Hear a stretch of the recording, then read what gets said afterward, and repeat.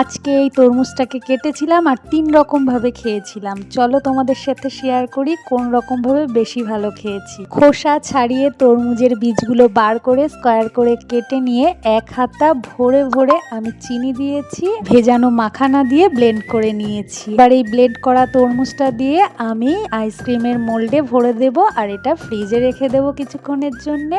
Ice cream করার পরেও কিছুটা লিকুইড বেঁচে ছিল, সেটা আমরা শরবতের মতন খেয়ে নিয়েছি। আর এটাও খেতে কিন্তু মন্দ লাগেনি।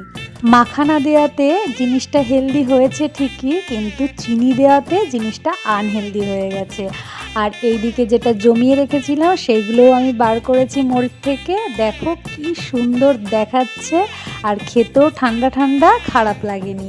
আমি ইউটিউব দেখে এটা বানিয়েছি ঠিকই, কিন্তু আমার যেন এমনি তরমুজটাই বেশি ভালো লেগেছে। যেসব বাচ্চারা তরমুজ খেতে ভালোবাসে না, এরকম ঠান্ডা আইসক্রিম করে তাদেরকে খাওয়াতে পারো, কিন্তু যারা খেতে ভালোবাসে তারা এমনিই খেলে বেশি ভালো লাগবে।